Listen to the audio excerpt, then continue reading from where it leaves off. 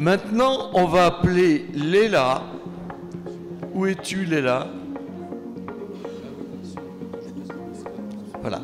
Alors Léla, c'est quelqu'un que j'ai rencontré ici au Maroc, qui a une réputation, qui a travaillé pendant des... Elle est marocaine, elle a travaillé pendant des années et des années en France, et puis elle est revenue s'installer au Maroc, et c'est la spécialiste du tatouage et du micro-blending, c'est ça? Blending. Ce sont des techniques. Imaginez, quelqu'un vient et demande une greffe de cheveux, mais il n'a pas de zone donneuse, ou très peu de zone donneuse. Comment faire? On ne peut pas lui refaire des sourcils, on ne peut pas lui faire de greffe. Ou imaginez quelqu'un qui a une cicatrice, qui a eu un accident.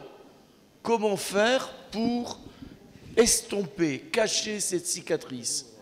Eh bien, Léla a des solutions très innovantes et formidables pour arriver à résoudre tous ces problèmes.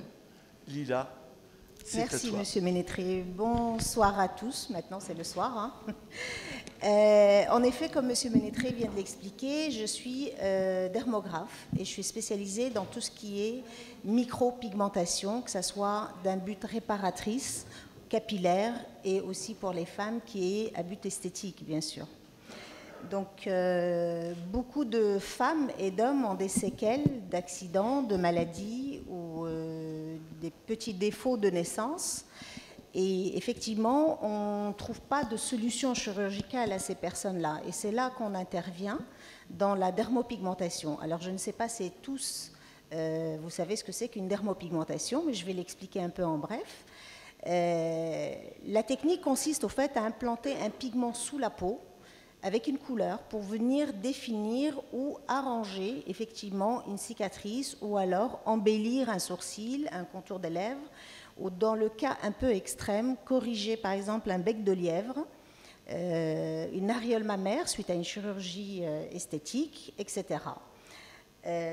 Donc, comme le sujet porte sur la greffe des cheveux, aujourd'hui la dermopigmentation capillaire arrive en complémentarité avec les spécialistes de la greffe. C'est-à-dire qu'effectivement, j'ai entendu pas mal de choses depuis ce matin, et il y a des personnes qui ont recours à des greffes de cheveux, mais qui se retrouvent avec des cicatrices sur la tête. Alors, excusez-moi, je ne m'y connais pas très bien. Je vais essayer de... Ah, voilà. Donc ça, c'est chez nous à la clinique. Et là, j'espère que j'aurai avant-après. Donc cette technique va venir combler justement cette cicatrice-là. Alors, on va venir faire un travail pour pouvoir créer l'illusion, on n'est pas dans l'implantation, on va créer l'illusion d'un cheveu qui repousse, c'est-à-dire un cheveu rasé. Cette technique-là, j'aurais bien aimé vous la montrer dans le prompteur. Alors ça, je vais rester sur ça. Ça, c'est le cas d'une personne, par exemple, qui a un sourcil, qui a une défaillance au niveau de la pilosité.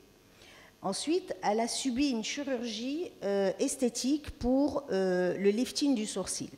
Donc, elle arrive chez nous comme ça. Ah, pardon, je vais trop vite. Et voilà. Donc là, j'ai recréé l'illusion d'un sourcil poil à poil. C'est ce qu'on appelle le microblading, qui est la dernière révolution en dermopigmentation, avec un léger recouvrement de sa cicatrice au-dessus du sourcil, pour pouvoir atténuer justement l'effet. Ça, c'est la création d'un sourcil. Alors, c'est vrai que c'est assez bluffant. Ça impressionne beaucoup Monsieur Ménétré, parce qu'on a l'impression vraiment que ce sont des poils. Mais c'est un dessin qui se fait en 3 dimensions.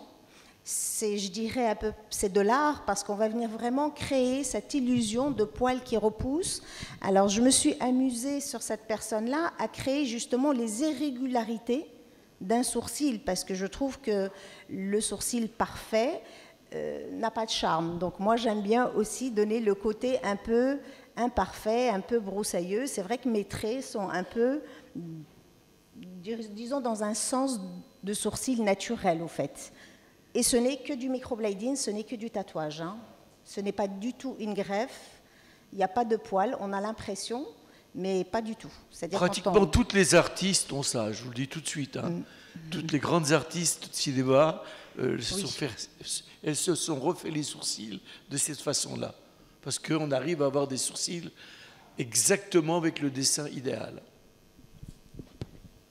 Alors effectivement, la dermographie réparatrice, chez certaines personnes, peut vraiment contribuer à restaurer cette joie de vivre et cette confiance en soi. C'est vrai que souvent, quand on a ce genre de problématique, on a vraiment un petit problème d'image personnelle. Et c'est là qu'on intervient, et c'est vrai que c'est assez intéressant. Maintenant, en ce qui concerne la dermographie capillaire, qui est une vraie complémentarité par rapport aux spécialistes de la greffe du cheveu, la perte de cheveux androgénétique, liée plus souvent à l'hérédité, la dermographie est très conseillée. On l'utilise dans certains cas justement pour ces personnes-là. Alors quand on voit ce genre de résultat, on imagine aisément le résultat final, mais une greffe, bien sûr, est toujours préférable pour les personnes qui peuvent y avoir recours. Donc c'est un trompe-l'œil, certes, mais on va vraiment le proposer à des personnes, à des cas bien particuliers. On ne pourra pas venir, par exemple, se substituer à la greffe du cheveu en disant on peut vous faire ça à la place de la greffe, faux. Tant qu'on peut faire la greffe, tant mieux, et nous on vient derrière pour complémenter. Beaucoup de ce genre de technique est beaucoup pratiqué chez les femmes, par exemple, qui ont un problème de calvitie, de chute carentielle, où effectivement il n'y a pas de zone glabre, mais il y a une raréfication généralisée du cuir chevelu. Et c'est vrai que ces femmes-là ont du mal à faire une greffe parce qu'elles ne peuvent pas. Et là, on va venir effectivement leur proposer ce genre de technique. Aujourd'hui, la révolution dans la dermopigmentation, c'est qu'on est passé d'une technique de poil à poil, c'est-à-dire de point à point, pour donner donc cet effet rasé. Aujourd'hui, le microblading, autant soit-il pour les sourcils, on va venir aussi l'utiliser pour des femmes et donner l'illusion d'un poil qui a poussé depuis quelques jours quand même. Donc, c'est-à-dire qu'aujourd'hui, on s'est amélioré et on va venir faire comme le sourcil, mais la même chose pour les cheveux.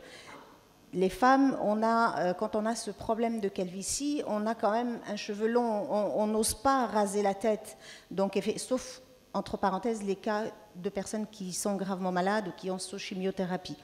Donc là, on va venir leur créer l'illusion que leurs cheveux repoussent comme si c'était un duvet, et ça permet de créer une densité au niveau de leurs cheveux, et effectivement, c'est beaucoup plus appréciable pour elles.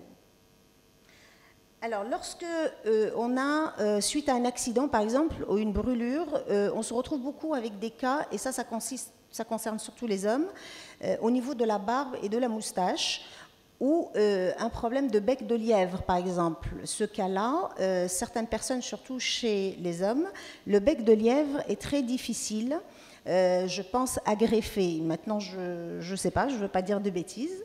Mais effectivement, là, on va venir utiliser cette technique de dermographie en créant point par point pour donner cet effet rasage, pour venir combler après correction du bec de lièvre et restructuration de la lèvre avec des pigments 100% couleur peau.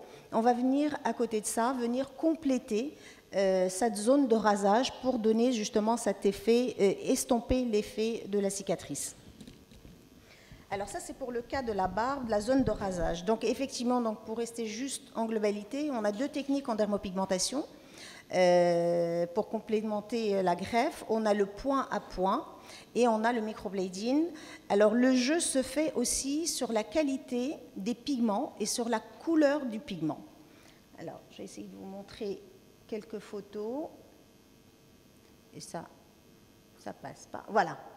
Alors, ça, c'est le cas d'une personne qui a effectivement une cicatrice à l'arrière de la tête. Et là, la technique est le point à point. Donc, on voit bien, effectivement, que visuellement, on a fait complètement disparaître la cicatrice.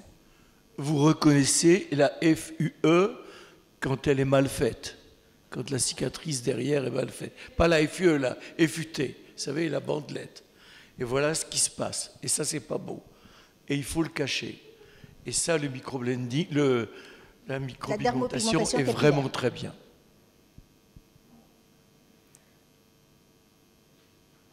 Alors, voilà, donc ça c'est le cas aussi comme le précédent. Cette personne donc, a eu recours à une greffe de cheveux au niveau du devant de la tête et se retrouve avec cette cicatrice. Donc cette personne-là est une grande artiste et ça le gênait beaucoup d'avoir cette cicatrice-là derrière la tête.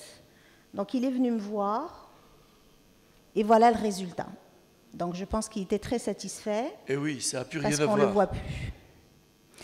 Donc dans ce cas-là, j'ai utilisé les deux techniques. C'est-à-dire que j'ai commencé par faire le point à point et une fois que son cheveu a repoussé un tout petit peu, j'ai fait ce qu'on appelle le microblading pour imiter un poil qui est naissant depuis quelques jours. Ça, c'est un autre cas aussi. Bon, on revient toujours à la même chose, hein, avec cette cicatrice derrière la tête qui est vraiment disgracieuse. Ça, c'est la moitié du travail. Donc, on voit bien la différence entre avant et après. Et là, voilà, c'est complètement la totalité du travail, j'imagine. Voilà, donc là, c'est la fin du travail. Donc là, on voit absolument plus rien. Et la personne, ma foi, est très satisfaite. Alors, qui dit dermopigmentation, donc je disais implantation d'un pigment sous-cutané, dit pigment. Alors, c'est vrai qu'on me demande quotidiennement, est-ce que les pigments utilisés sont naturels? Oui, mais là, je suis désolé. Là, tu as fait quelque chose d'autre. C'est le même patient, mais tu as fait tout le devant. Tout le devant. Avec des points, simplement. Avec des points, comme s'il avait rasé ses cheveux, mais qui ne soit. C'est plus un chauve. Il a rasé ses cheveux, mais on a fait comme des cheveux rasés, quoi. On a dessiné des cheveux rasés. Au fait, la personne se retrouve donc avec un petit dégradé au-dessus, et effectivement, il avait cette zone-là qui était complètement dégarnie. Et cette zone-là, comme il veut avoir un effet un peu de volume devant, mais rasé, bon, parce que c'est son choix. Donc, ce qu'on a fait, comme il était très dégarni à ce niveau-là, donc j'ai fait effectivement du point à point pour donner justement l'illusion de cet effet rasé. Et je vais vous dire la vérité, ce gars-là, c'est un douanier. Et je le connais bien. Et c'est moi qui ai dit d'aller voir Leïla, que je connais, en disant, il n'y a pas assez de zones donneuses. On ne pourra jamais vous faire de greffe de cheveux. La seule solution, c'est de faire la dermopigmentation. Voilà, c'est tout. Et je trouve que c'est bien. Et il est heureux comme tout, parce que pour lui, il n'est plus un homme chauve. Il est un homme rasé qui a choisi librement d'être à la mode, d'être tendance, d'être mannequin, quoi, un petit peu. Et voilà le résultat. C'est vrai que durant 27 ans d'exercice, ce qui est valorisant et gratifiant, c'est de rendre le sourire aux gens et sentir qu'on les a un peu aidés dans leur image personnelle. Et c'est ce qui fait qu'aujourd'hui, j'aime ce métier depuis autant de temps et je pense que je continuerai à le faire tant que mes yeux et mes mains peuvent me le permettre. Donc c'est vrai que c'est assez agréable. Donc je reviens au pigment, ce qui est très important parce que la législation en France et en Europe est très exigeante et très pointueuse à ce niveau-là. Quand on nous demande est-ce que le pigment est naturel, c'est une question à laquelle il est très difficile de répondre parce que le naturel, au fait, on veut savoir s'il est sain pour la personne, s'il est sain pour le corps. Or, un exemple, les amanites, par exemple, les champignons tumouches, qui sont des champignons à pois blancs, la ciguée, qui est la plante qui a tué Socrate, sont des plantes naturelles, mais qui sont un poison violent. Donc, sain, naturel, ne veut pas forcément dire quelque chose de toléré, de bien toléré par le corps. L'industrie cosmétique, aujourd'hui, ne nous permet pas d'avoir des pigments 100% naturels. On va rajouter des substances synthétiques pour pouvoir stabiliser cette couleur, pour pouvoir diminuer la toxicité de ce produit-là. Mais effectivement, il y a deux types de pigments. Ce que nous, dans notre domaine, on appelle les organiques et les inorganiques. Alors, aujourd'hui, la loi a interdit les organiques parce qu'ils contiennent des acides aminés cancérigènes qui sont très dangereux pour le corps et ils contiennent des métaux très lourds. Alors, c'est vrai qu'aujourd'hui, on nous a un peu débarrassé, je dirais, le marché de ce genre de produits. Aujourd'hui, on travaille principalement avec des produits inorganiques. Malheureusement, les organiques existent encore parce qu'on les trouve sur le marché noir, dans des provenances un peu, je dirais, pas très catholiques. Les inorganiques, ce sont des minéraux, ce sont de l'oxyde de titane, de manganèse et d'oxyde de chrome. Et ce sont des produits qui sont très tolérés, très persistants, qui tiennent très très bien dans la peau et qui durent un peu plus longtemps. Effectivement, ces pigments-là, ce sont des colorants, mais qui ne sont pas les mêmes colorants pour les colorants alimentaires qui sont bien sûr éliminés par le corps au bout de quelques heures. Ce sont des colorants bien spécifiques qui vont tenir dans la peau. Et donc, il est très important dans ce métier-là, au-delà de savoir faire un travail d'artiste ou donner l'illusion de quelque chose qui puisse réparer des séquelles, que ce soit accident ou maladie, il est très important de savoir ce qu'on intègre dans la peau des gens et la stabilité de ces pigments-là. À ne pas confondre avec le tatouage définitif. On n'est pas dans le définitif parce que c'est quelque chose de superficiel. Bien sûr, ça va durer, on va donner un résultat qui va durer dans le temps, mais on ne va surtout pas injecter un pigment qui va, par exemple, comme les tatouages artistiques, qui va durer à vie. Donc, c'est très important. On est quand même très surveillé par la législation et le ministère de la Santé. Voilà, j'espère avoir répondu à toutes les questions. Merci.